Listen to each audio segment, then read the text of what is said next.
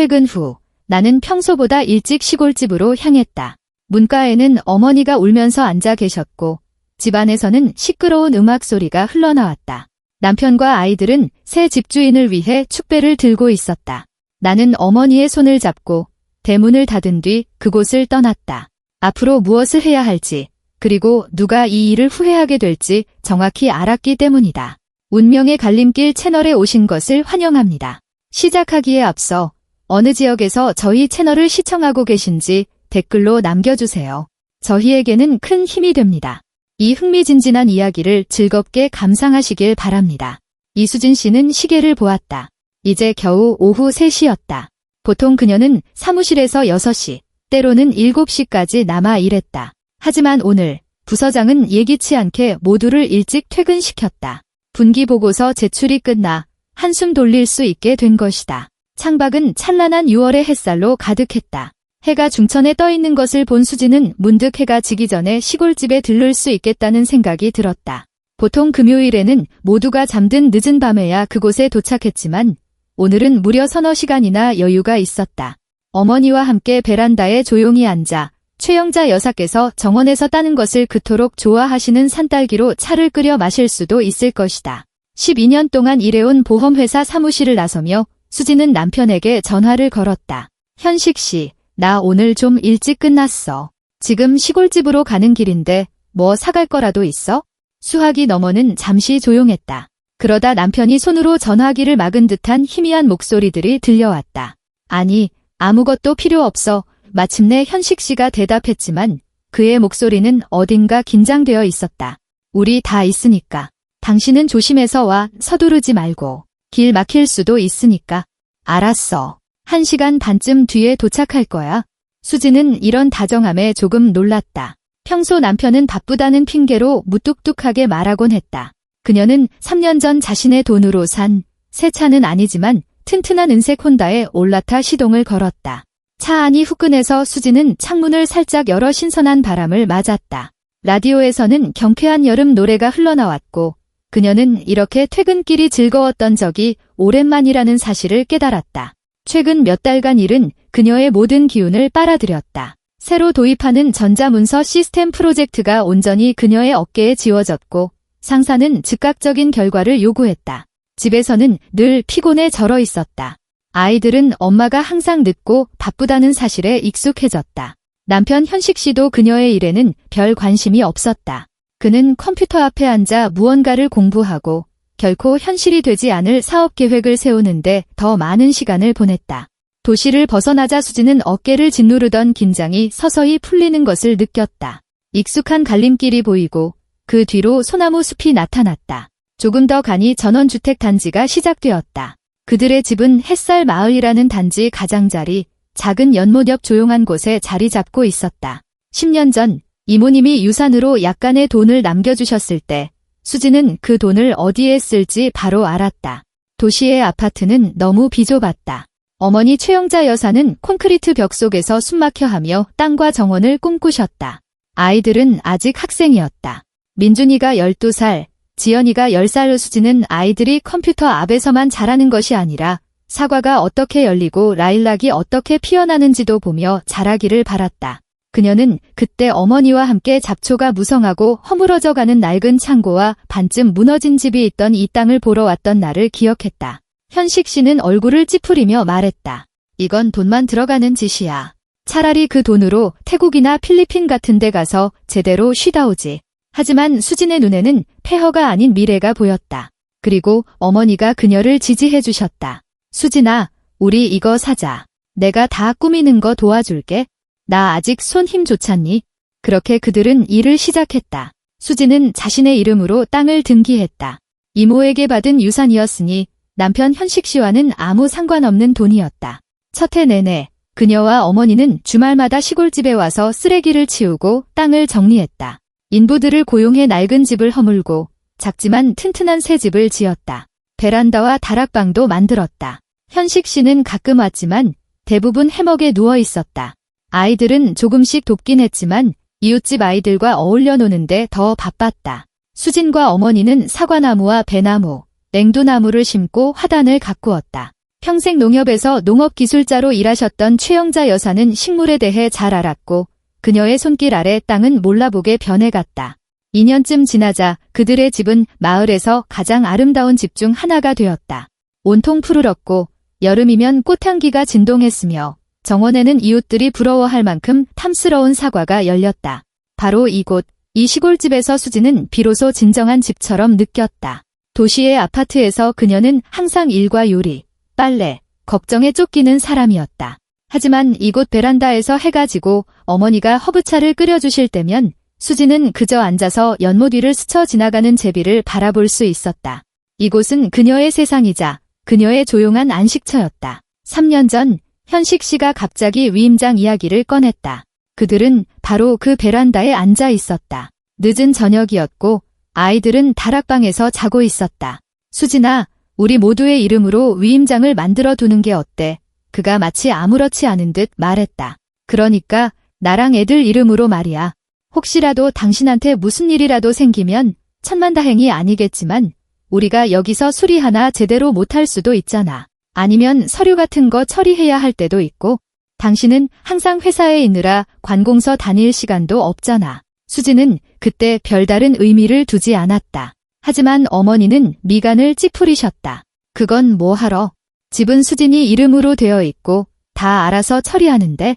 아, 그런 뜻이 아니고요. 어머님, 현식 씨는 마치 서운하다는 듯 말했다. 그냥 편의를 위해서죠. 가스 점검 와서 서류에 서명해야 하는데 수진이가 없으면 어떡해요? 아니면 동사무소에서 뭘 요구할 수도 있고요.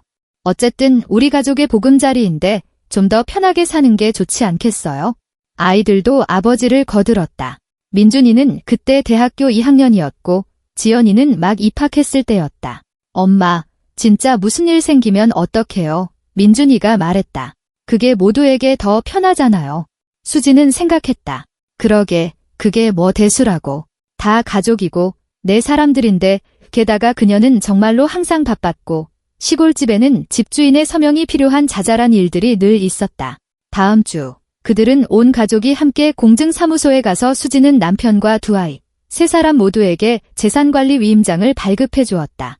50대쯤 되어 보이는 엄격한 안경을 쓴 여성 공증인이 그녀를 유심히 바라보았다. 정말 괜찮으시겠어요? 이건 꽤 광범위한 권한을 주는 겁니다. 네, 괜찮아요. 수지는 그때 대답했다. 제 가족인거려. 현식 씨는 만족스러운 미소를 지었다. 아이들도 행복해 보였다. 수지는 그 일을 잊었다. 어차피 모든 결정을 함께 내리는데 서류 한 장이 있든 없든 무슨 차이가 있겠는가. 하지만 지난 3년간 무언가 변했다. 현식 씨는 일을 완전히 그만두었다. 그의 마지막 사업이었던 인터넷 쇼핑몰이 망한 후 그는 집에 머물며 그가 말하는 새로운 기회를 찾고 있었다. 사실상 가족의 생계는 수진이 책임졌다. 도시 아파트와 시골집 유지비, 그리고 아이들 학비까지. 아이들은 이미 성인이었지만 그녀는 계속 돈을 붙여주었다. 민준이는 22살, 지연이는 20살이었지만 그들은 일할 생각을 하지 않았다. 공부해야죠. 미래를 위해 졸업장이 필요하잖아요. 수지는 반대하지 않았다. 그녀 스스로도 아이들이 제대로 배우길 꿈꿨으니까. 하지만 가끔 그녀는 아이들이 엄마가 모든 것을 해결해준다는 사실에 너무 익숙해졌다는 생각을 떨칠 수 없었다. 현식 씨와의 관계는 완전히 형식적으로 변했다. 그들은 일상적인 대화 외에는 거의 말을 섞지 않았다. 그는 자기 일로 어딘가에 나가는 일이 잦아졌고 늦게 돌아왔다. 수진이 무슨 일을 하는지 물어보려고 하면 그는 손사래를 쳤다. 미팅, 협상, 당신은 이해 못해. 가끔 수진은 이혼을 생각했지만 시간이 없다는 핑계로 혹은 아이들을 위해 가정을 지켜야 한다는 생각에 미루곤 했다. 각자 자기 인생을 사는데 이게 무슨 가족이란 말인가? 차는 그들의 마을로 이어지는 익숙한 비포장도로로 접어들었다. 수지는 멀리 보이는 자신의 사과나무들의 푸른 꼭대기를 보며 미소 지었다. 벌써 저렇게 컸구나. 3년만 지나면 제대로 열매를 맺기 시작하겠지? 어머니가 합판을 오려 직접 무늬를 새긴 연두색 대문이 보였다. 수지는 속도를 줄이고 문을 열어달라고 경적을 울리려던 참이었다. 바로 그때 그녀는 어머니를 보았다. 최영자 여사는 대문 바로 옆 낡은 나무 벤치에 등을 구부리고 앉아 하얀 손수건으로 얼굴을 감싼 채 울고 있었다. 빛바랜 작은 꽃무늬 여름 원피스를 입은 깡마른 모습은 너무나 작고 무력해 보였다. 희끗희끗한 머리는 헝클어져 있었고 어깨는 소리 없는 흐느낌으로 떨리고 있었다. 수지는 급브레이크를 밟았다. 심장이 쿵 하고 내려앉았다. 무슨 일이지? 어머니가 넘어지셨나? 다치셨거나 심장이 안 좋으신가? 그녀는 시동도 끄지 않은 채 차에서 뛰쳐나와 대문으로 달려갔다. 엄마, 어머니, 무슨 일이세요? 수지는 어머니의 어깨를 붙잡고 눈물 젖은 얼굴을 들여다보았다. 넘어지셨어요. 어디 안 좋으세요? 최영자 여사는 붉게 충혈된 부은 눈으로 딸을 올려다보며 다시 흐느꼈다. 수진아, 내 딸아. 목소리가 떨렸고 말은 힘겹게 이어졌다. 내가 이걸 어떻게 말해야 할지 모르겠구나. 엄마, 뭔데요? 수지는 옆에 쪼그려 앉아 어머니의 어깨를 감쌌다. 제발 말씀해 주세요. 그런데 집안에서는 음악 소리가 들려왔다. 시끄럽고 신나는 보통 결혼식에서나 나올 법한 트로트 가요였다. 그리고 웃음소리, 남편 현식 씨의 목소리, 지연이의 낭낭한 목소리, 민준이의 낮은 목소리. 그들은 무언가에 대해 큰 소리로 이야기하며 웃고 있었다. 베란다 창문이 활짝 열려 있어 수지는 그들의 말을 알아들을 수 있었다. 자, 새 집주인을 위하여. 민준이의 외침이었다. 모든 절차가 빨리 마무리되기를. 지연이가 맞장구를 쳤다. 그래, 얘들아. 우리가 해냈어. 현식 씨는 마치 축사를 하듯 장엄하게 말했다. 드디어 이 집이 우리에게 실질적인 이득을 가져다 주게 됐어. 이 돈으로 할 수 있는 일이 얼마나 많은데. 음악 소리는 더 커졌다. 잔이 부딪히는 소리가 들렸다. 수지는 얼어붙었다. 무슨 일이 일어나고 있는지 이해할 수 없었다. 단어들이 의미를 이루지 못했다. 무슨 새 집주인, 무슨 돈. 어머니는 다시 그녀의 어깨에 얼굴을 묻고 울기 시작했다. 그 사람들이 이 집을 팔려고 해. 수진아, 오늘 아침에 어떤 남자가 와서 집을 다 둘러보고 사진을 찍어갔어. 현식이가 그러는데 그 사람이 구매자고 이미 가격 협상도 거의 끝났대. 내가 어떻게 그럴 수가 있니? 수진이는 아무것도 모르는데. 이건 수진이 집이잖니 라고 하니까 그이가 저희에겐 위임장이 있어요. 그럴 권리가 있다고요? 수진이한테는 나중에 다 끝나면 말할 거예요. 그 사람은 회사에서 돈 버는 게 더 중요하니까요. 집안일은 저희가 알아서 할게요 라고 하더라. 애들도 그 사람 편을 들었어. 민준이는 그 돈 중에서 자기 몫으로 오랫동안 꿈꿔왔던 차를 살 수 있겠다고 했고, 지연이는 외국에 유학 가고 싶은데 이 돈이 마침 도움이 될 거라고 했어. 내가 반대하면서 말했지? 어떻게 부끄러운 줄도 모르니? 이 집은 나랑 수진이가 지었고 나무 한 그루 한 그루 우리가 심었는데 그러자 현식이가 나한테 소리치더라. 상관없는 일에 끼어들지 말라고. 민준이는 나더러 이제 쉴 때도 됐고 늙어서 요즘 세상 물정을 하나도 모른다고 했어. 지연이는 아무 말 없이 고개만 돌리더라. 그러고는 나보고 나가라고 했어? 성공적인 거래를 축하하고 싶은데 방해된다면서 문 밖으로 나를 내쫓았어. 수진아, 내가 친손자, 손녀를 키웠는데 그 애들이. 어머니는 말을 맺지 못하고 다시 울음을 터뜨렸다. 수지는 어머니를 더 꽉 껴안았지만 속에서는 차갑고 단단한 무언가가 솟아오르는 것을 느꼈다. 분노가 아니었다. 분노는 뜨거웠을 것이다. 이것은 얼음장 같은 평온함이었다. 그렇구나. 위임장이 필요했던 건 바로 이 때문이었구나. 현식 씨가 그때 그렇게 고집을 부렸던 이유가, 아이들이 그렇게 한 목소리로 그를 지지했던 이유가, 그녀는 여전히 어머니의 어깨를 감싼 채 천천히 일어섰다. 집에서는 다시 웃음소리가 터져나왔고 음악은 온 동네가 떠나갈 듯 울려 퍼졌다. 이웃들은 평일 대낮에 웬 잔치인가 하고 의아해할 것이다. 그런데 그녀의 가족은? 아니, 이제는 전 가족이 된 그들은 아직 잡지도 않은 곰의 가죽을 나누며 승리를 자축하고 있었다. 그녀가 바로 여기, 대문 앞에 있다는 사실조차 모른 채. 엄마, 가요. 수진이 조용히 말했다. 차에 타세요. 수진아, 그럼 어떡하니? 최영자 여사는 무력하게 집을 바라보았다. 들어가서 얘기라도 해봐야 하지 않겠니? 설명할 필요 없어요. 수진은 어머니가 일어서는 것을 돕고 차 문을 열었다. 제발, 타세요. 최영자 여사는 순순히 조수석에 앉아 여전히 흐느끼며 손수건으로 눈물을 닦았다. 수진은 차를 돌아 운전석에 앉았다. 집에서 흘러나오는 음악은 여전히 시끄러웠다. 이제는 어떤 댄스곡이 나오고 있었다. 수진은 집을 바라보았다. 어머니와 함께 직접 페인트 칠했던 베란다, 동네 장인에게 주문 제작했던 조각된 창틀, 수많은 저녁을 함께 이야기하며 보냈던 정원의 사과나무. 이 장소의 구석구석에 얼마나 많은 노력과 사랑이 담겨 있었던가. 하지만 지금 그녀의 눈에는 집이 아니라 배신만이 보였다. 수지는 경적 한 번 울리지 않고 대문을 두드리지도 않고 차를 돌렸다. 축하하게 내버려 두자. 축배를 들게 내버려 두자. 모든 것이 뜻대로 되었다고 생각하게 내버려 두자. 그녀는 이미 앞으로 무엇을 할지 알고 있었다. 그녀는 마음의 대문을 닫고 핸들을 꽉 쥔 채 오직 이 집에서 멀어지는 길만을 바라보며 떠났다. 킬로미터가 늘어날수록 그녀 안에서는 차분하고 확고한 결심이 굳어졌다. 그들은 스스로를 함정에 빠뜨렸다. 이제 게임은 시작일 뿐이다. 도시까지는 1시간 남짓 걸렸다. 수지는 침묵 속에서 운전하며 가끔 손수건에 얼굴을 묻고 조용히 흐느끼는 어머니를 힐끗 쳐다볼 뿐이었다. 최영자 여사는 진정하려 애쓰며 눈물을 닦았지만 눈물은 다시 솟아올랐다. 창밖으로 길가의 카페, 주유소, 광고판들이 스쳐 지나갔지만 수진의 눈에는 아무것도 들어오지 않았다. 머릿속에서는 같은 장면만이 반복해서 재생되었다. 대문 앞 벤치에 앉은 어머니, 집에서 들려오는 웃음소리, 새 집주인을 위한 축배, 휴대전화가 진동했다. 현식 씨의 전화였다. 수지는 화면을 보지도 않고 통화를 거절했다. 1분 뒤 다시 전화가 왔다.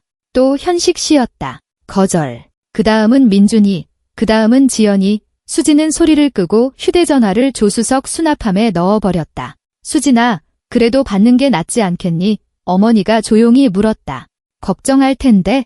걱정하라고 해요. 수지는 이를 악물었다. 엄마, 그 사람들 편들지 마세요. 뭐라고 했는지 들으셨잖아요. 그 사람들은 우리 걱정하는 게 아니에요. 계획이 틀어질까 봐 걱정하는 거죠. 최영자 여사는 다시 울기 시작했다. 이번에는 더 조용하고 절망적으로. 수지는 손을 뻗어 어머니의 차가운 손가락을 쥐었다. 어머니, 다 괜찮아질 거예요. 제가 약속해요. 우리가 다 해결할 거예요. 그들이 도시의 아파트에 도착했을 때는 땅거미가 지기 시작할 무렵이었다. 아파트는 수진이 평생을 살아온 오래된 아파트 단지의 작은 방 3개짜리 집이었다. 여기서 그녀는 자랐고 아이들을 낳았으며 매일 아침 일터로 향했다. 하지만 최근 몇 년간 이 아파트에는 거의 아무도 살지 않았다. 현식 씨와 아이들은 특히 여름에 시골집을 더 좋아했고 수지는 일이 늦게 끝나는 주에 한두 번 잠만 자러 들렀다. 지금 방에서는 퀴퀴한 먼지 냄새가 났다. 수지는 창문을 열고 주전자에 물을 올리고 냉장고에서 얼마 없는 음식들을 꺼냈다. 치즈, 빵, 계란 2개. 어머니는 부엌 식탁에 앉아 여전히 손수건을 든 채 멍하니 창밖을 바라보고 있었다. 엄마, 뭐라도 좀 드세요. 수지는 어머니 앞에 샌드위치가 담긴 접시를 놓아주었다. 힘을 내셔야죠. 생각 없어. 수지나 최영자 여사가 속삭였다. 목으로 넘어가질 않는구나. 자꾸만 생각하게 돼. 혹시 내가 잘못한 건 아닐까? 내가 손주들한테 뭔가 잘못 말했거나 잘못 키운 건 아닐까 하고. 엄마, 그만하세요. 수지는 옆에 앉아 어머니의 어깨를 감쌌다. 엄마 잘못 아니에요? 이건 그 사람들이 스스로 선택한 행동이에요. 어른은 자기 행동에 책임을 져야죠. 그들은 부엌에 앉아 식어버린 차를 마셨다. 창밖은 점점 어두워졌다. 차 수납함에 있는 휴대전화는 아마 불이 나도록 울리고 있겠지만 수지는 꺼내볼 생각조차 하지 않았다. 전화하게 내버려 두자. 초조해하게 내버려 두자. 그녀는 서두를 필요가 없었다. 모든 것을 생각할 밤이 통째로 남아있었다. 처음부터 전부 다 말씀해주세요. 어머니가 조금 진정하고 차를 반쯤 마셨을 때 수진이 부탁했다. 언제부터 시작된 거예요? 어떻게 아셨어요? 최영자 여사는 한숨을 쉬며 얼굴을 쓸어내렸다. 한 일주일 전쯤인가, 좀 더 됐나. 현식이 녀석이 계속 전화통화를 하는데 내가 못 듣게 하려고 정원이나 대문 밖으로 나가서 하더라고. 누구랑 통화하냐고 물으면 일 때문에 그런다고. 새 프로젝트가 있다고 했지? 난 그걸 믿었어. 정말로 뭔가 제대로 된 일을 시작하려나 보다 했지? 그러다 그 애가 아이들이랑 계속 뭔가 속삭이는 걸 보게 됐어. 내가 다가가면 말을 멈추고 처음에는 나한테 줄 선물이라도 준비하나 했지? 내 생일이 곧 다가오니까. 그런데 그저께 우연히 들었어. 민준이가 바빠. 우리 이거 팔면 얼마나 받아요? 라고 묻는 걸 현식이가 대답하더군. 셋이서 똑같이 나누면 돼. 각자 1억씩은 확실히 나올 거고 아마 더 될 거야. 수지는 몸을 떨었다. 3억 시골집은 정말 그 정도 가치가 있었다. 땅도 넓고 집도 튼튼하며 숲과 연못이 가까운 조용한 곳이었다. 집을 지을 때 1억 5천만 원 정도 들었는데 이제는 시세가 올라서 이미 어떻게 나눌지 계산까지 끝낸 것이었다. 그때는 참을 수가 없어서 어머니가 말을 이었다. 부엌으로 들어가서 대놓고 물었지? 이게 무슨 소리냐고, 무슨 매매냐고. 그랬더니 현식이가 너무나 태연하게 마치 날씨 이야기라도 하듯 말하더군. 어머님, 걱정 마세요. 그냥 여러 가지 방안을 논의하는 것뿐이에요. 저 집은 1년 대부분 비어 있잖아요. 유지비도 많이 들고 그 돈을 사업에 투자하면 아이들 자립하는 데도 도움이 될 거고요. 내가 말했지? 하지만 그건 수진이 집이잖니. 어떻게 수진이 없이 너희가 결정할 수 있니? 그러자 그 애가 웃으면서 말하더군. 저희한테는 위임장이 있어요. 다 합법적으로 할 겁니다. 수진이한테는 나중에 설명할 거예요. 똑똑한 여자니까 이게 모두를 위한 최선이라는 걸 이해할 겁니다. 민준이는 고개를 끄덕이며 맞장구를 쳤고 지연이는 말이 없었지만 반대하지도 않았어. 바로 너한테 전화하고 싶었지만 그 애들이 말하지 말아달라고 부탁하더구나. 적절한 때에 자기들이 직접 말하겠다면서 미리 너를 속상하게 하고 싶지 않다고. 그리고 오늘은 수지는 자신에게 차를 따랐다. 손이 떨려 물줄기가 컵 밖으로 흘러 식탁에 번졌다. 오늘 있었던 일도 말씀해 주세요. 오늘 아침 11시쯤에 비싼 차, 검은색 SUV 한 대가 왔어. 정장에 서류 가방을 든 40살쯤 된 남자가 내렸지. 현식이가 귀한 손님이라도 맞듯 그를 맞이해서 악수를 하고 집으로 안내했어. 나는 베란다에서 뜨개질을 하고 있었는데 그들이 이야기하는 소리가 들렸지. 그 남자가 시설물에 대해, 집 등기 서류에 대해 묻더군. 언제 지었냐고. 현식이는 전부 보여주면서 설명했어. 그러다 밖으로 나와서 땅을 둘러보더군. 그 남자가 휴대전화로 집, 정원, 정자를 사진 찍었어. 내가 다가가서 물었지? 실례지만 누구신가요? 그러자 현식이가 내 말을 가로막았어. 어머님, 신경 쓰실 일 아니에요. 집으로 들어가세요. 너무 무례하게 말했어. 수진아. 온몸에 열이 확 오르더라. 그 남자는 나를 쳐다보더니 현식이에게 물었어. 이분은 누구시죠? 여기 사시는 분인가요? 현식이가 대답했지. 장모님인데 임시로 계시는 겁니다. 거래가 끝나면 도시로 이사 가실 거예요? 내 귀를 의심했다. 임시라고? 내가 매년 여름을 여기서 보내는데? 여긴 내 집이기도 하잖아. 내가 수진이랑 같이 지었는데 어머니는 다시 울기 시작했고 수진은 어머니의 손을 쓰다듬으며 속에서 차가운 분노의 덩어리가 뭉쳐지는 것을 느꼈다. 참을 수가 없어서 그들을 따라갔어. 최영자 여사의 목소리가 떨렸다. 현식이한테 말했지? 내가 어떻게 감히 이럴 수 있니? 이건 수진이 집이야. 당장 수진이한테 전화할 거야. 그러자 그 애가 돌아서서 내 어깨를 붙잡고 조용하지만 아주 악의적으로 말했어. 전화할 생각 마세요. 이미 다 결정된 일이에요. 저희한테는 위임장이 있고 이 재산을 처분할 완전한 권리가 있어요. 수진이는 나중에 이게 더 나은 결정이었다는 걸 이해할 겁니다. 그러니까 방해하지 마세요. 민준이도 다가와서 말했어. 할머니, 이해를 못하시네요. 이게 모두에게 더 좋은 거예요? 저희는 이 돈으로 제대로 살고 싶지, 여기서 텃밭이나 가꾸면서 썩고 싶지 않아요. 그때 내가 참지 못하고 그 애한테 소리쳤어. 배은망덕한 놈이라고. 내 엄마가 평생 이 집 때문에 허리가 휘도록 일했는데. 그러자 그 애가 웃었어. 그럼 계속 회사에서 허리 휘게 일하시라죠. 엄마는 그거 좋아하시잖아요.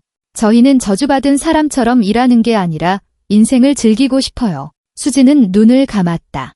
그렇구나. 그녀가 키우고 가르치고 대학 등록금을 내주고 원하는 것은 무엇이든 사주었던 아들이 그녀는 허리가 휘도록 일해야 하고 자신은 그 돈으로 인생을 즐겨야 한다고 생각하는구나. 그리고 항상 조용하고 순종적이었던 딸도 아무 말 없이 그것에 동의했구나. 그 남자는 30분쯤 뒤에 떠났어. 어머니가 말을 이었다. 그리고 현식이는 얼굴이 환해져서는 집으로 들어와 아이들한테 말했지. 다 됐어. 내일 가계약서에 서명한다. 구매자가 계약금으로 3천만 원을 낼 준비가 됐대. 일주일 뒤에 본 계약을 체결할 거야. 민준이와 지연이는 기뻐하며 누가 그 돈을 어디에 쓸지 의논하기 시작했어. 민준이는 중고 렉서스를 사고 도심에 괜찮은 오피스텔을 얻겠다고 했어. 기숙사 생활이 지겹다고. 지연이는 프라하에 가고 싶다고 했지. 오랫동안 꿈꿔왔던 디자인 강좌가 있는데 비싸지만 자기 몫으로 충분히 감당할 수 있을 거라고. 그리고 현식이는 드디어 자기 사업을 시작해서 확실히 성공할 온라인 프로젝트에 돈을 투자하겠다고 했어. 그리고 아무도 최영자 여사는 딸을 바라보았다. 그녀의 눈에는 너무나 큰 고통이 담겨 있었다. 아무도 내 생각은 하지 않았어. 수진아, 단 한 번도 법마는 어쩌지? 수진이는 뭐라고 할까? 라고 말하지 않았어. 마치 내가 존재하지 않는 사람처럼, 그저 자기들에게 돈을 주는 현금 인출기인 것처럼 그들은 침묵 속에 앉아 있었다. 창밖은 완전히 어두워졌다. 부엌에는 식탁 위 램프 하나만 켜져 있었고 그 희미한 불빛 아래 어머니의 얼굴은 수척하고 늙어 보였다. 수진은 현식 씨와 결혼한 지 얼마나 되었는지 생각했다. 24년 그녀는 정고 사랑에 빠져 있었다. 그들이 영원히 함께하며 튼튼한 가정을 꾸릴 것이라 믿었다. 그때 현식 씨는 무역회사에서 관리자로 일하며 괜찮은 월급을 받았고 계획을 세웠다. 그러다 그의 사업 아이디어들이 시작되었다. 하나씩, 그리고 모두 실패했다. 자동차 부품 가게를 열었다가 반년 만에 망했고 도매업에 뛰어들었다가 동업자에게 사기를 당했으며 전자제품 판매 사이트를 열었지만 잘 되지 않았다. 그때마다 수지는 그를 지지하고 돈을 투자하고 이번에는 잘 될 것이라 믿었다. 하지만 그는 점점 더 자신의 프로젝트에 몰두했고 가족에게는 점점 더 무관심해졌다. 지난 5년간 그는 아예 일을 하지 않고 그녀에게 얹혀 살았다. 수지는 침묵했다. 누구나 힘든 시기는 있는 법이니까 도와주고 지지해줘야지 라고 생각했다. 아이들은 일하지 않으면서 어떻게 살아야 하는지에 대해 논하는 아버지를 보며 자랐다.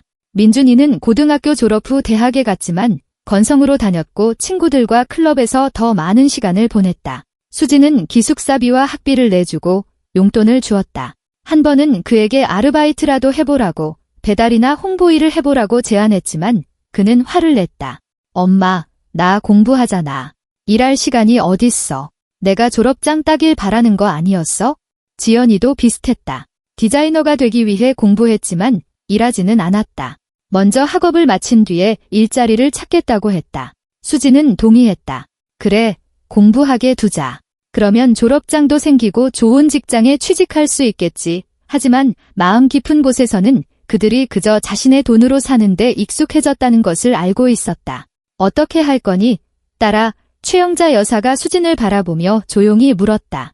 수진은 고개를 들었다. 그녀의 눈에 단호하고 결연한 빛이 번뜩였다. 내일 아침에 바로 공증사무소에 가서 위임장 전부 철회할 거예요. 그 다음에는 변호사한테 가서 이혼 소송 준비하고 시골집은 엄마 명의로 돌릴 거예요. 내 명의로. 최영자 여사가 놀라서 딸을 쳐다보았다. 왜?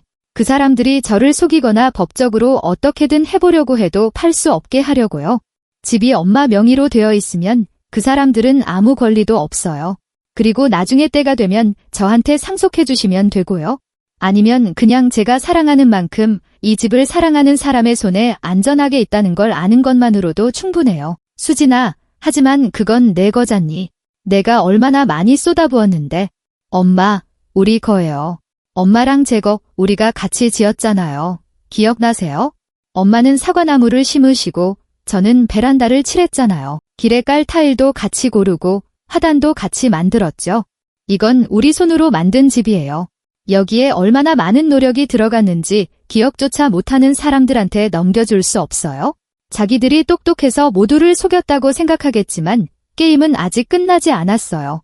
휴대전화가 다시 진동했다. 현식 씨에게서 부재중 전화 15통, 민준이에게서 10통, 지연이에게서 8통, 그리고 여러 개의 메시지가 와 있었다. 그녀는 남편과의 메시지 창을 열었다. 수진 씨, 어디야? 왜 전화 안 받아? 걱정되잖아. 당장 전화 줘. 장모님이 이상한 소리를 하셨어. 얘기 좀 해야겠어. 애처럼 굴지 마. 어른답게 해결하자. 수진은 피식 웃었다. 어른답게. 그녀 등 뒤에서 그녀의 집을 파는 건 어른다운 것이고 배신자들과 이야기하고 싶지 않은 건 어린애 같은 짓이라는 건가? 그녀는 짧은 메시지를 입력했다. 내일 다 얘기하죠. 그리고 현식, 민준, 지연 세 사람에게 동시에 보냈다. 그 다음 휴대전화를 완전히 꺼버렸다. 그 사람들 여기로 올 거야, 어머니가 말했다. 설명하라고 요구하겠지? 오라고 해요. 수지는 어깨를 으쓱했다. 하지만 오늘은 아니에요. 오늘은 그 사람들 볼 준비가 안 됐어요. 괜한 말실수를 할까봐 두려워요. 하지만 내일은 제가 차분하게 생각하는 모든 것을 말할 거예요. 그들은 부엌에 오랫동안 앉아 있었다. 수지는 어머니에게 자신의 계획을 설명했다. 아침에 공증사무소에 가서 위임장을 철회한다. 이것은 위임받은 사람의 동의 없이 일방적으로 할 수 있다. 그 다음 변호사와 이혼에 대해 상담한다. 시골집은 수진의 명의로 되어 있고 상속받은 돈으로 취득한 재산이다. 즉, 이혼 시 분할 대상이 아니다. 하지만 만약을 위해 어머니 명의로 이전하는 것이 안전하다. 그러면 현식 씨는 전혀 손댈 수 없을 것이다. 그 다음 구청에 이혼 신고를 하고 공식적으로 이혼한다. 아이들은 최영자 여사가 물었다. 넌 그 애들을 사랑하잖니, 수진아. 정말로 완전히 연을 끊을 거니? 수지는 잠시 침묵하며 창밖 어둠 속에서 빛나는 이웃집 불빛들을 바라보았다. 엄마, 사랑해요. 하지만 그 애들은 어른이에요. 민준이는 22살, 지연이는 20살. 그 나이에 저는 이미 일하면서 제 앞가림하고 엄마를 도왔어요. 그런데 그 애들은 아빠한테 반대하려 하지도 않았고 저를 지켜주려고 하지도 않았어요. 민준이는 제가 직장에서 허리 휘게 일하는 걸 비웃었고 지연이는 침묵했어요. 그들은 자기 편을 선택했고 저는 그걸 받아들여야 해요. 아마도 인생이 엄마한테 돈을 받는 것만이 아니라는 걸 깨닫게 되면 변할지도 모르죠. 아니면 아닐 수도 있고요. 하지만 저는 더 이상 그 애들을 부양하지 않을 거예요. 자기들 렉서스랑 프라하 여행 경비는 스스로 벌게 해야죠. 최영자 여사는 한숨을 쉬었지만 더는 논쟁하지 않았다.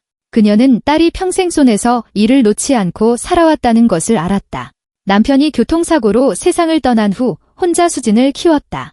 딸에게 인생의 모든 것은 자신의 노력으로 얻어야 한다고 가르쳤고 수진이 온 가족을 책임지며 얼마나 힘들게 일하는지 그러면서도 제대로 인정받지 못하는 것을 보아왔다. 자정이 넘어 그들은 잠자리에 들었다. 수진은 자신의 옛방에서, 어머니는 거실 소파에서. 하지만 수진은 오랫동안 잠들지 못했다.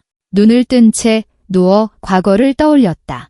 24년 전 웨딩드레스를 입었던 모습, 현식 씨가 영원히 사랑하겠다고 맹세했던 모습, 크고 튼튼한 가정을 꿈꿨던 모습, 민준이를 낳고 그 다음 지연이를 낳았던 기억, 밤새 아이들을 안아주고 동화책을 읽어주던 기억, 시골집을 짓고 첫 사과나무를 심었던 기억, 그때 어머니가 수진아, 언젠가 우리가 이 나무 그늘 아래 앉아 기뻐할 날이 올 거야 라고 말했던 기억. 이제 그 나무들은 자랐다. 하지만 기쁨은 없고 오직 배신만이 남았다. 수지는 옆으로 돌아 누워 베개에 얼굴을 묻었다. 아니, 울지 않을 것이다. 눈물은 약함의 상징이고 그녀는 강해져야 했다. 내일은 새로운 삶이 시작될 것이다. 마침내 그녀가 희생자가 되기를 멈추고 자신을 지키기 시작하는 삶. 아침은 화창하고 따뜻했다. 수지는 고작 4시간밖에 자지 못했지만 아침 7시에 일찍 일어났다. 샤워를 하고 단정하게 옷을 입었다. 검은색 치마, 흰색 블라우스, 낮은 굽 구두, 머리를 빗고 평소보다 조금 더 진하게 화장했다. 자신이 무너지지 않았고 위험을 지키고 있다는 것을 보여주기 위함이었다. 어머니는 이미 부엌에서 커피를 끓이고 계셨다. 기색이 좋지 않았다. 눈은 붓고 얼굴은 수척했다. 밤새 어머니도 잠을 못 주무셨을 것이다. 수지는 어머니가 소파에서 뒤척이며 흐느끼는 소리를 들었다. 딸아, 뭐라도 좀 먹으렴. 최영자 여사는 그녀 앞에 계란말이가 담긴 접시를 놓았다. 오늘 힘든 하루가 될 텐데. 수지는 목으로 잘 넘어가지 않았지만 순순히 절반을 먹었다. 커피를 마시고 가방을 확인했다. 시골집 등기 서류, 신분증, 모든 서류가 제자리에 있었다. 9시, 그녀는 이미 공증사무소 앞에 서서 문이 열리기를 기다리고 있었다. 3년 전 위임장을 발급해 주었던 바로 그 엄격한 안경을 쓴 공증인이 그녀의 말을 귀에 깊게 들었다. 위임장을 철회하고 싶으시다고요? 그녀가 되물었다. 세 사람 모두에 대해서요? 네, 수진이 단호하게 대답했다. 남편과 두 아이 모두에 대해서요. 즉시요. 알겠습니다. 그럴 권리가 있으십니다. 위임받은 사람들의 동의는 필요하지 않습니다. 하지만 경고해드릴 점이 있습니다. 만약 그들이 이미 이 위임장으로 어떤 계약을 체결했다면 그것을 취소하기는 더 어려울 수 있습니다. 아직 계약은 없었어요. 수지는 입술을 굳게 다물었다. 하지만 제가 지금 당장 위임장을 철회하지 않으면 생길 수도 있겠죠. 공증인은 고개를 끄덕이며 서류를 작성하기 시작했다. 30분 후 모든 것이 준비되었다. 위임장은 철회되었고 관련 기록이 남았다. 공증인은 수진에게 서류를 건넸다. 이 서류들을 잘 보관하세요. 그리고 등기소에 위임장 철회 사실을 신고해서 아무도 예전 서류로 거래를 등기하지 못하도록 조치하는 것을 권해드립니다. 감사합니다. 꼭 그렇게 할게요. 수지는 서류를 가방에 넣으며 마음의 돌덩이가 내려가는 것을 느꼈다. 첫 번째 단계는 끝났다.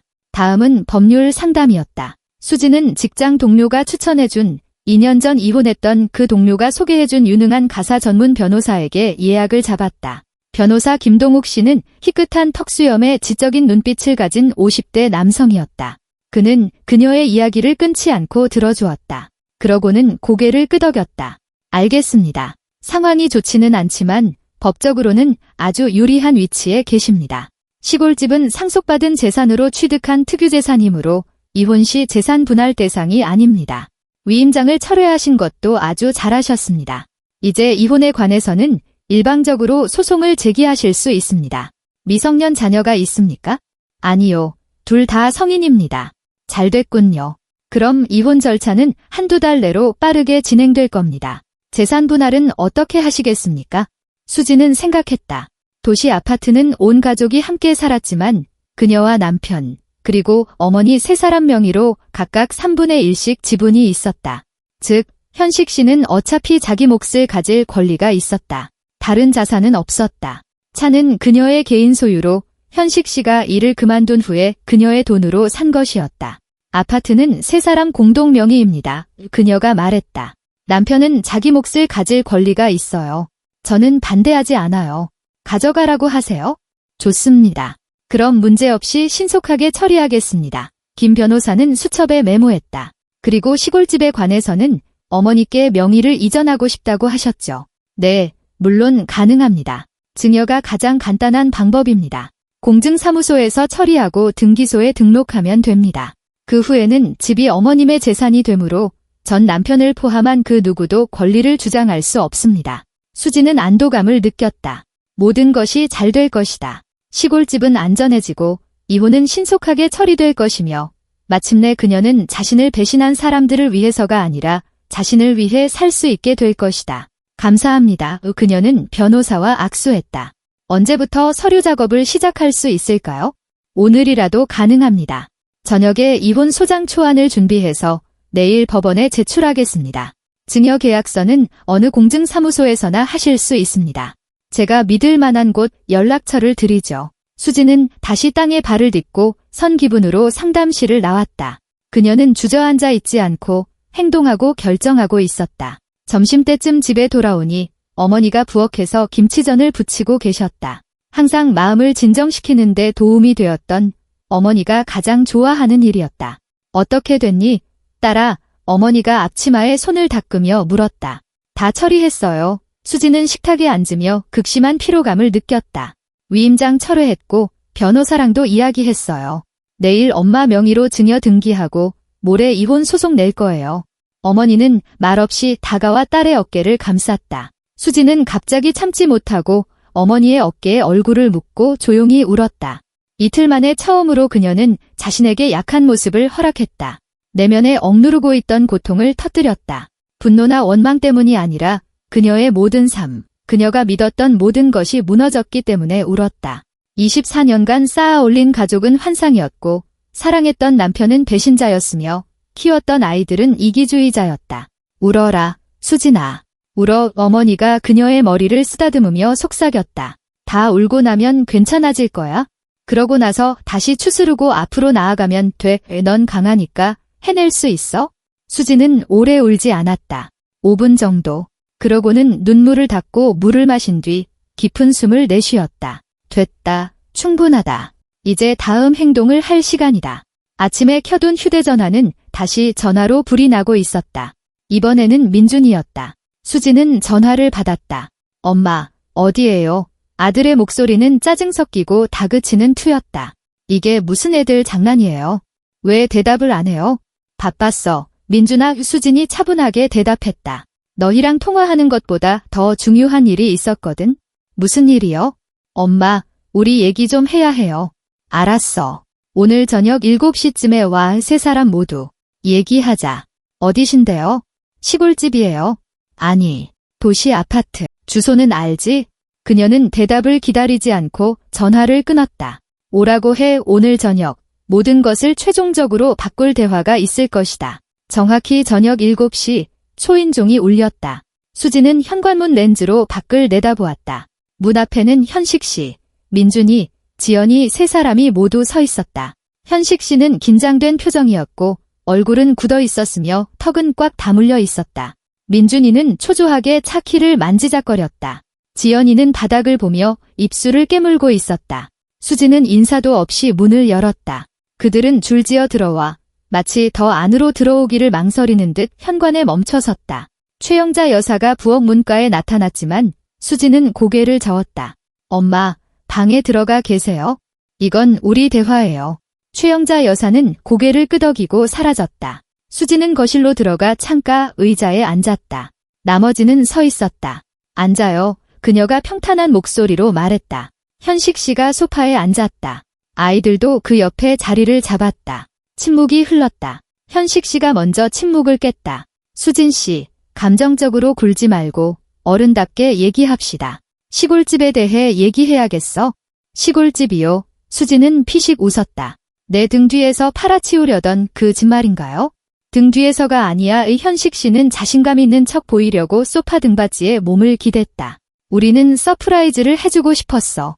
집을 팔아서 그 돈으로 사업에 투자하고 가족 사업을 시작하려고 했지?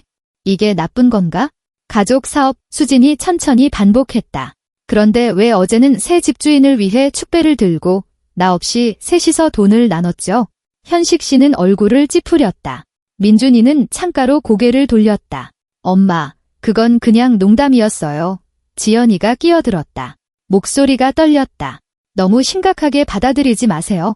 농담, 수지는 딸을 쳐다보았다. 할머니를 집에서 쫓아낸 것도 농담이었니? 지연이는 창백해지며 고개를 숙였다. 장모님이 오해하신 거야. 현식 씨가 비난을 물리치려는 듯 손을 들었다. 난 그냥 우리 일에 끼어들지 말아달라고 부탁했을 뿐이야. 아무도 쫓아내지 않았어. 거짓말, 수진이 차분하게 말했다. 엄마가 다 말씀해 주셨어. 한마디도 빼놓지 않고. 당신이 구매자한테 엄마가 임시로 계신 거라고 말한 거, 민준이가 할머니를 늙었다고, 쉴 때가 됐다고 말한 거, 엄마가 집에 남으려고 했을 때 당신들이 문을 잠근 거, 전부 다. 엄마, 제가 좀 흥분했어요. 알았어요. 민준이가 두 손을 들었다. 할머니가 소란을 피우고 협상을 방해하셨잖아요. 상처 주려던 건 아니었어요. 상처 주려던 건 아니었다. 수지는 의자 팔걸이를 꽉 쥐었다. 하지만 내 돈을 어떻게 쓸지 의논하는 건 아무 문제 없었지. 렉서스, 도심 오피스텔. 그렇지. 민준이는 어깨를 으쓱하며 침묵했다. 너는, 지연아, 수지는 시선을 딸에게로 옮겼다. 프라하 강좌. 그게 할머니랑 내가 10년 동안 지은 집보다 더 중요했니? 엄마, 저는 그냥 공부하고 싶었어요. 지연이가 눈을 들었다. 눈가에 눈물이 반짝였다. 아빠가 그게 옳은 결정이라고. 어차피 집은 대부분 비어있고 그 돈이 우리 모두 자립하는데 도움이 될 거라고 하셨어요. 자립, 수지는 조용히 웃었다. 민준이는 22살, 지연이는 20살, 너희 나이에 나는 이미 3년째 일하면서 스스로 벌고 할머니를 도왔어. 그런데 너희는 아르바이트 한번 해보려고도 안 했지? 왜? 우리는 공부하잖아요. 민준이가 발끈했다. 엄마가 직접 교육이 중요하다고 하셨잖아요. 교육은 중요하지. 수진이 고개를 끄덕였다. 하지만 양심보다 너희를 부양하는 어머니에 대한 존중보다 중요하지는 않아. 말해봐, 민준아. 내가 마지막으로 일한 게 언제야? 단 하루라도? 민준이는 고개를 돌리며 뭔가 불분명하게 중얼거렸다. 잘 안 들리는데? 일 안 했어요. 그래서 뭐요? 그가 쏘아붙였다. 저는 공부해야 하고 곧 졸업 논문도 써야 해요. 졸업 논문. 수지는 일어나 창가로 다가갔다. 그 다음은 아버지처럼 내 등에 빨대 꽂고 살 거니? 수진 씨, 현식 씨가 소파에서 벌떡 일어났다. 무슨 소리를 하는 거야? 당신이 지난 5년간 일하지 않았다는 소리예요. 현식 씨. 수지는 돌아서서 그의 눈을 똑바로 쳐다보았다. 나 혼자 이 가족을 책임지고 있어요. 아파트 관리비, 시골집 유지비, 아이들 학비, 생활비까지. 당신은 결코 성공하지 못할 프로젝트만 계획하고 있잖아요. 그리고 이제는 내 집까지 마음대로 처분하기로 했고요. 우리 집이야. 현식 씨가 한 걸음 다가왔다. 나한테는 위임장이 있고 그럴 권리가 있어? 있었죠. 수지는 가방에서 서류철을 꺼내 책상 위에 놓았다. 더는 없어요? 오늘 아침에 모든 위임장을 철회했어요. 당신 거, 민준이 거, 지연이 거. 법적으로 당신들은 더 이상 그 집을 처분할 수 없어요. 죽음 같은 침묵이 흘렀다. 현식 씨는 서류철을 움켜쥐고 빠르게 서류들을 훑어보았다. 그의 얼굴이 시뻘개졌다. 당신은 그럴 권리가 없어. 있어요. 그건 내 집이고 내 돈으로 산 내 재산이에요. 위임장도 내가 자발적으로 줬으니 자발적으로 철회할 수도 있죠. 하지만 우리는 이미 구매자랑 합의했단 말이야. 민준이가 벌떡 일어섰다. 내일 계약금 3천만 원을 받기로 했어요. 못 받을 거야. 수진이 차분하게 대답했다. 아무도 아무것도 팔지 않을 거니까? 당신이 그렇게 마음대로. 현식 씨가 말을 시작했지만 수진이 가로막았다. 할 수 있어요. 이미 했고요. 그리고 이게 다가 아니에요. 내일 이혼 소송 낼 거예요. 지연이가 숨을 헉 들이마셨다. 민준이는 얼어붙었다. 현식 씨는 창백해져서 다시 소파에 주저앉았다. 이혼, 그가 되물었다. 미쳤어. 아니요. 오히려 이제야 제정신이 들었어요. 24년 동안 가정을 지키려고 노력했고 돈, 집안일, 걱정거리, 모든 걸 혼자 짊어졌어요. 그런데 당신들은 고맙다는 말 한마디 안 했죠. 대신 나를 속이고 내 집을 팔고 나 없이 자기들끼리 돈을 나누려고 했어요. 마치 내가 존재하지 않는 사람처럼. 당신을 속이려던 게 아니야. 현식 씨가 손으로 얼굴을 쓸었다. 그냥 그게 더 낫다고 생각했을 뿐이야. 집은 비어있고 돈은 필요하니까. 돈은 당신한테 필요했겠죠. 수진이 바로잡았다. 더 이상 일하지 않으려고. 반년 뒤에 망할 또 다른 프로젝트를 시작하려고. 그리고 아이들한테는 일에 시달리지 않고 자기 마음대로 즐겁게 살기 위해 필요했겠죠. 엄마, 그건 불공평해요. 지연이가 일어나 그녀에게 다가왔다. 우리는 그런 사람들이 아니에요. 그냥 그렇게 됐어요. 그렇게 됐다고. 유수진은 딸을 쳐다보았다. 민준이가 내가 직장에서 허리 휘게 일하는 걸 비웃었을 때도 그냥 그렇게 된 거였구나. 지연이는 입을 다물고 고개를 숙였다. 시골집은 할머니 명의로 이전할 거예요. 수진이 말을 이었다. 내일이나 모레 공증사무소에 가서 증여 계약서를 작성할 겁니다. 그 후에는 집이 할머니 소유가 되고 당신들 중 누구도 그 집에 대해 권리를 주장할 수 없어요. 그건 불법이야. 현식 씨가 다시 벌떡 일어섰다. 소송 걸겠어. 소송해요. 집은 상속받은 돈으로 취득한 내 특유재산이에요. 이혼 시 분할 대상이 아니죠. 내가 원하는 사람에게 선물할 완전한 권리가 있어요. 변호사님이 전부 설명해 주셨어요. 벌써 변호사까지 만났어. 현식 씨가 악의적으로 비웃었다. 다 계획해뒀구나. 잘했네. 자기 자식들은 안 불쌍해? 불쌍해요. 수지는 다시 의자에 앉았다. 아주 많이요. 이기주의자로 자란 게 불쌍하고 가진 것의 소중함을 배우지 못한 게 불쌍해요. 돈 때문에 나를 배신한 게 불쌍하죠. 우리는 배신하지 않았어요. 민준이가 소리쳤다. 우리는 엄마 자식들이라고요. 자식들. 유수진이 고개를 끄덕였다. 스스로 생계를 책임져야 할 나이가 한참 지난 어른 자식들. 내일부터 나는 너희를 부양하는 걸 그만둘 거야. 민준이, 지연이, 직장을 구하고 집을 구하고 너희 돈으로 살아. 우리를 쫓아내는 거예요. 지연이가 울기 시작했다. 엄마, 진심이에요. 완전한 진심이야. 쫓아내는 게 아니야. 그냥 더 이상 너희 인생 비용을 지불하지 않겠다는 거야? 렉서스랑 프라하를 원해? 스스로 벌어. 수진 씨, 정신 차려. 현식 씨가 그녀에게 한 걸음 다가왔다. 목소리가 부드러워졌다. 왜 그렇게 극단적으로 나와? 차분히 얘기해서 타협점을 찾자. 타협점이요. 수진은 그를 쳐다보았다. 무슨 타협점이요? 현식 씨, 당신이 내 집을 팔려고 한 거, 내 어머니를 쫓아낸 거, 지난 5년간 내 등에 엎여 산 거, 이 모든 걸 내가 용서해 주길 바라나요? 엎여 산 게 아니야? 기회를 찾고 있었어. 5년 동안이나 찾았죠. 수지는 피식 웃었다. 충분해요. 이제 나랑 상관없이 찾으세요. 이혼은 신속하게 처리될 거예요. 아이들은 나눌 필요 없고 재산도 거의 없어요. 아파트는 세 사람 공동 명의니까 당신 몫은 당신에게 남을 거예요. 그거 가지고 원하는 데서 살아요. 그럼 집은? 현식 씨가 이를 악물었다. 집은 전부 장모님 거라고? 네, 전부요. 그 집은 엄마랑 내가 지었고 당신은 해먹에 누워만 있었으니까요. 현식 씨는 돌아서서 옷걸이에 걸린 재킷을 집어들었다. 좋아. 그렇게 나온다면 나도 가겠어. 하지만 이게 끝이 아니야. 수진 씨, 내 몫을 받아낼 방법을 찾을 거야. 당신 몫, 수진이 일어섰다. 당신은 그 집에 아무것도 투자하지 않았어. 돈 한 푼, 시간 한 시간도. 무슨 당신 몫. 현식 씨는 대답 없이 문을 쾅 닫고 나갔다. 민준이가 그 뒤를 따르며 지나가는 말로 던졌다. 됐어요, 엄마. 엄마가 자초한 일이에요. 다시는 엄마한테 부탁 안 해요.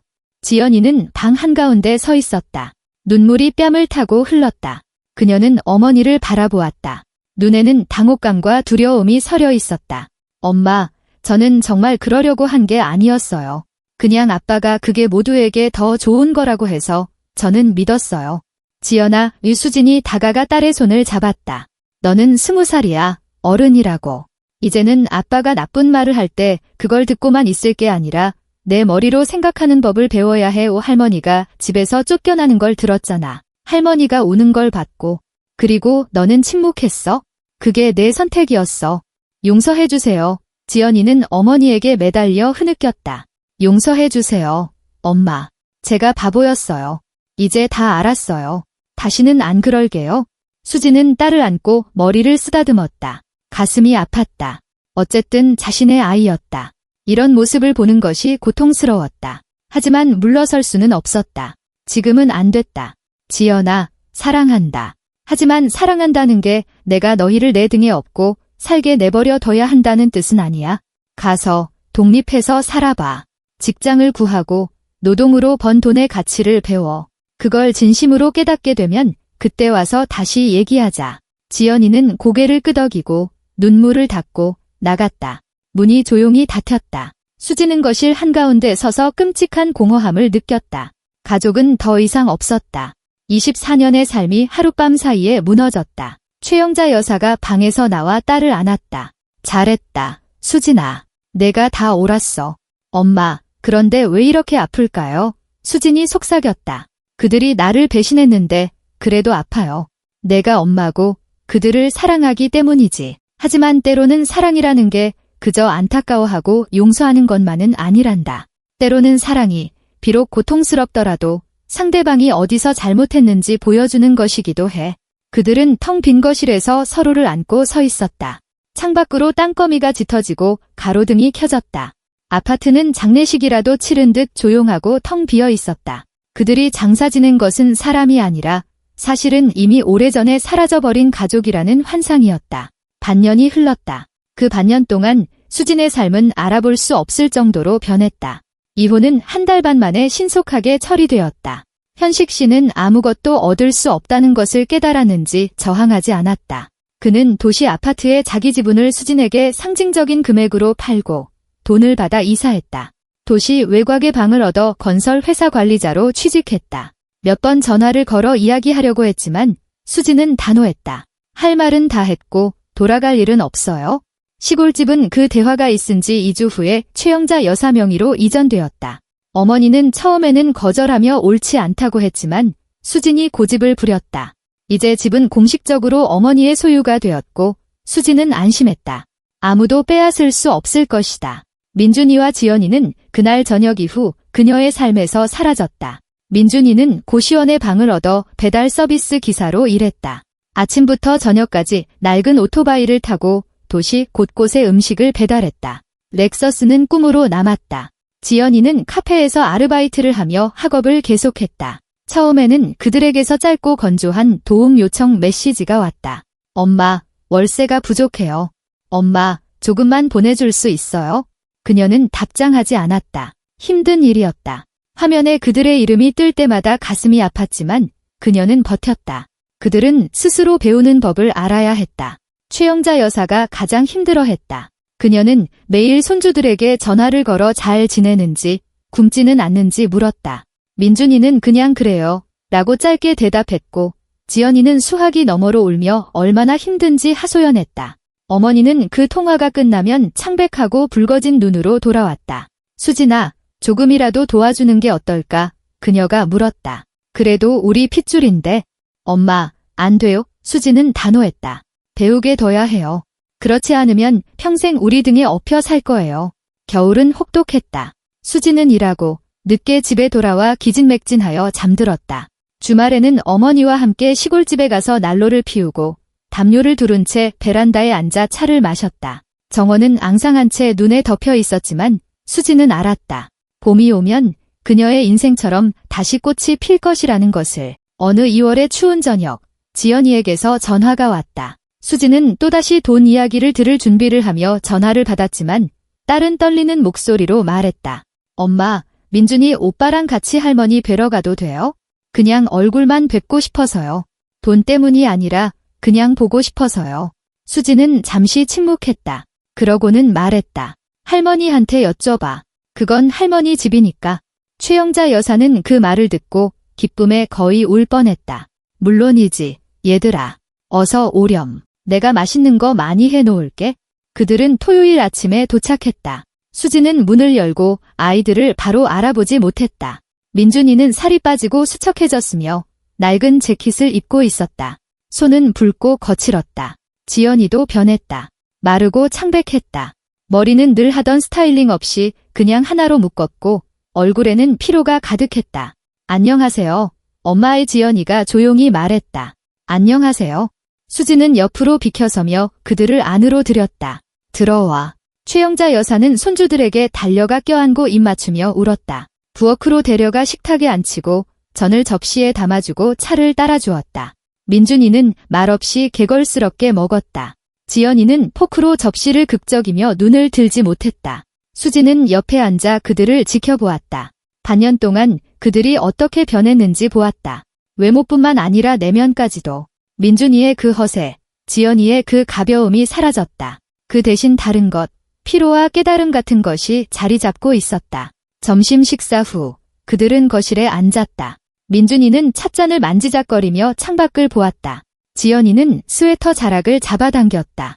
최영자 여사가 먼저 참지 못하고 물었다. 그래, 일은 어떻게들 하고 있니? 하고 있어요. 민준이가 피식 웃었다. 저는 배달 기사예요. 피자랑 초밥 배달해요. 거의 쉬는 날 없이 하루 10시간씩 일해요. 월급은 쥐꼬리만 하지만 방세랑 식비는 겨우 감당해요. 겨우요. 저는 카페에서 아르바이트해요. 지연이가 덧붙였다. 역 근처 카페에서요. 12시간 교대 근무라 저녁이면 다리가 퉁퉁 부어요. 그래도 공부는 계속하고 있어요. 일하면서 졸업장도 따려고 야간으로 옮겼어요. 장하구나. 최영자 여사가 조용히 말했다. 너희가 자랑스럽다. 민준이가 고개를 들어 할머니를, 그 다음에는 어머니를 보았다. 엄마, 드릴 말씀이 있어요. 그의 목소리가 떨렸다. 모든 것에 대해 용서해주세요. 그때 엄마에 대해 그렇게 말했던 거, 집을 팔기로 동의했던 거, 그리고 제가 정말 개자식이었던 거요. 수지는 무슨 말을 해야 할지 몰라 침묵했다. 이제 알겠어요. 민준이가 말을 이었다. 엄마가 지난 세월 동안 얼마나 힘들게 일하셨는지, 제가 직접 뼈 빠지게 일하고 푼돈 하나하나 세고 밥값이며 교통비를 아끼게 되면서 깨달았어요. 예전에는 돈이 그냥 생기는 건 줄 알았어요. 엄마가 쉽게 버는 줄 알았죠?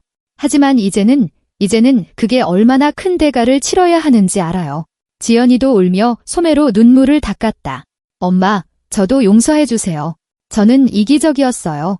제 자신, 제 욕심만 생각했어요. 엄마가 해주시는 것들에 감사할 줄 몰랐어요. 이제 제가 직접 일해보니 엄마가 매일 얼마나 피곤하셨을지, 그러면서도 우리를 위해 밥하고 빨래하고 도와주셨다는 걸 알겠어요. 저희는 고맙다는 말 한마디도 안 했죠. 수지는 속에서 무언가 무너지는 것을 느꼈다. 그녀는 오랫동안 버텼고 오랫동안 엄격하고 단호했지만 지금 그녀 앞에는 그녀의 일을 비웃던 그 철없는 아이들이 아니었다. 자신의 실수를 깨달은 어른들이 서 있었다. 엄마, 바로 용서해달라고 조르지 않을게요. 민준이가 주먹을 꽉 쥐었다. 저희가 무슨 짓을 했는지 알아요. 하지만 저희는 바로잡고 싶어요. 저희가 변했다는 걸 증명하고 싶어요. 어떻게? 수진이 조용히 물었다. 돕고 싶어요. 지연이가 눈을 들었다. 할머니, 엄마를요. 찾아뵙고 함께하고 싶어요. 돈 때문도 집 때문도 아니에요. 그냥 할머니랑 엄마는 우리 가족이고 저희가 사랑하니까요. 진심으로요. 최영자 여사는 조용히 흐느끼며 손수건으로 눈물을 닦았다. 수지는 침묵하며 아이들을 바라보았다.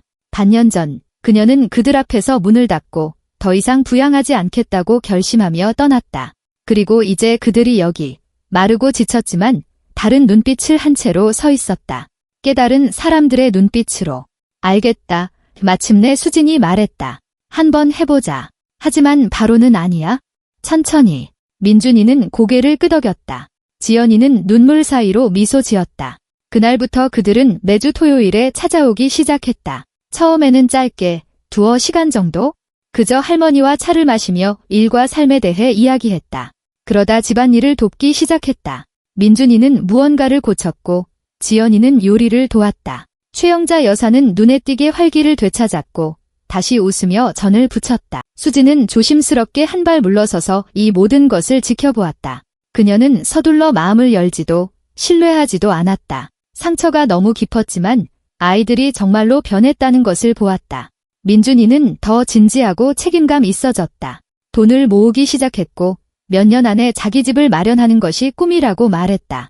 지연이는 대학 부설 디자인 강좌를 마치고 프리랜서로 부업을 구했으며 카페 아르바이트와 병행했다. 그들은 힘들게 살았지만 불평하지 않았고 도움을 요청하지도 않았다. 봄에 민준이는 병원 간호사인 조용하고 겸손하며 성실한 강소라라는 여자를 만났다. 가족에게 소개하러 데려왔는데 소라 씨는 금방 모두의 마음에 들었다. 부엌일을 돕고 최영자 여사와 꽃과 정원에 대해 이야기했다. 반년 후 그들은 가족들만 모여 조촐하게 결혼했다. 그리고 1년 뒤 소라 씨는 아들을 낳았다. 이름은 박시우라고 지었다. 민준이가 아기를 할머니께 데려왔을 때 최영자 여사는 행복에 겨워 울며 증손자를 품에 안고 흔들었다. 수지는 손자를 안고 문득 깨달았다. 인생은 계속된다는 것을. 원망도 배신도 없는 새로운 삶이. 지연이도 자리를 잡았다. 광고 대행사의 디자이너로 정규직을 구했다. 마침내 카페 아르바이트를 그만두었다. 작은 원룸이지만 자신만의 아파트를 구했다. 그것을 자랑스러워하며 사진을 보여주었다. 또 한 해가 지났다. 따뜻한 여름날 그들은 모두 시골집에 모였다. 수진, 최영자 여사, 민준이와 소라 씨, 그리고 어린 시우, 지연이도 함께였다. 그들은 수진이 10년 전에 심었던 사과나무 아래 정원 테이블에 둘러앉아 있었다. 사과나무는 꽃을 피웠고 공기는 꿀과 신선한 풀내음으로 가득했다. 시우는 잔디 위를 기어다니며 웃고 꽃을 향해 손을 뻗었다. 최영자 여사는 증손자를 흐뭇하게 바라보며 소라 씨에게 아기를 돌보는 법을 조언해 주었다. 민준이는 직장에서 승진했다고 말했다. 이제 그는 배달팀을 관리하는 선임 기사가 되었다. 지연이는 작업 중인 새 프로젝트를 보여주었다. 수지는 앉아서 그들 모두를 바라보았다. 1년 반 전 그토록 힘들어했던 어머니, 성장하고 어른이 되어 가진 것의 소중함을 배운 아이들, 그리고 새로운 삶과 새로운 가족의 상징인 손자. 의무나 돈이 아니라 존중과 사랑으로 세워진 그 가족을. 엄마 이민준이가 매실차가 든 잔을 들었다. 제가 건배사 하나 할게요. 엄마를 위해서요. 1년 반 전에 포기하지 않으시고 비록 혹독했지만 저희에게 올바른 것을 가르쳐 주셔서요. 엄마가 아니었다면 저희는 여전히 그 철없는 이기주의자로 남았을 거예요. 감사합니다. 엄마를 위하여. 지연이가 잔을 들며 맞장구 쳤다. 우리 수진이를 위하여. 최영자 여사도 덧붙였다. 그들은 잔을 부딪히고 마셨다. 수지는 눈에 눈물이 고이는 것을 느꼈지만 그것은 행복의 눈물이었다. 그녀는 1년 반 전 배신, 고통, 단절이라는 지옥을 겪었지만 무너지지 않았다. 자신과 자신의 존엄을 지켜냈다. 그리고 이제 그 결과가 여기 있었다. 가족. 각자가 서로를 소중히 여기는 진정한 가족. 해는 서쪽으로 기울며 잔디 위에 긴 그림자를 드리웠다. 시우는 할머니 품에서 잠들었다. 민준이와 소라 씨는 미래 계획에 대해 조용히 이야기했다. 지연이는 옛 앨범을 넘기며 자신들이 얼마나 어렸는지 신기해했다. 수지는 일어나 정원을 거닐다 10년 전 가장 먼저 심었던 사과나무 옆에 멈춰 섰다. 나무줄기를 손으로 쓸며 그날을 떠올렸다. 그때 어머니는 말했다. 수진아, 언젠가 우리가 이 나무 그늘 아래 앉아 기뻐할 날이 올 거야. 그리고 이제 그들은 앉아 있었다. 기뻐하고 있었다. 인생은 생각보다 복잡했지만 그녀는 해냈다. 고통과 단절, 외로움을 겪고 빛으로, 새로운 가족으로, 올바른 것들 위해 세워진 새로운 관계로 나아왔다. 어딘가 먼 도시에서 현식 씨가 살고 있었다. 임대 한 방에서 혼자. 가끔 아이들에게 전화했지만 그들은 따뜻함 없이 건조하게 대했다. 그는 그때 1년 반 전에 자신의 선택을 했고 이제 그 결과를 거두고 있었다. 그리고 수지는 자신과 자신의 존엄을 위한 선택을 했고 후회하지 않았다. 저녁이 되었다. 가족들은 떠날 채비를 했다. 민준이와 소라 씨는 시우를 재워야 했고 지연이는 내일 일찍 출근해야 했다. 그들은 서로를 껴안고 작별 인사를 하며 다음 만남을 약속했다. 엄마, 다음 주말에 또 와도 돼요? 민준이가 물었다. 텃밭 일구는 거 도와드리고 울타리 페인트 칠도 좀 하고요. 물론이지. 수진이 미소 지었다. 언제든지 와. 그녀는 대문가에 서서 멀어지는 차를 향해 손을 흔들었다. 최영자 여사가 딸의 어깨를 감쌌다. 봐라, 수진아. 모든 게 잘 됐잖니. 내가 옳았어. 우리가 옳았어요. 엄마. 수진이 바로잡았다. 함께요. 그들은 집으로 돌아왔다. 해는 수평선 너머로 졌고 정원 위로 첫 별들이 반짝였다. 집 안에서는 김치전 냄새, 여름 냄새, 행복의 냄새가 났다. 수지는 문을 닫았다. 그리고 그 순간 그녀는 깨달았다. 자신이 진정한 집에 와 있다는 것을. 자신의 손으로 지은 집, 자신이 지켜낸 삶 속에. 그리고 이제 아무도 그녀에게서 이것을 빼앗을 수 없을 것이다. 이야기를 들어주셔서 감사합니다.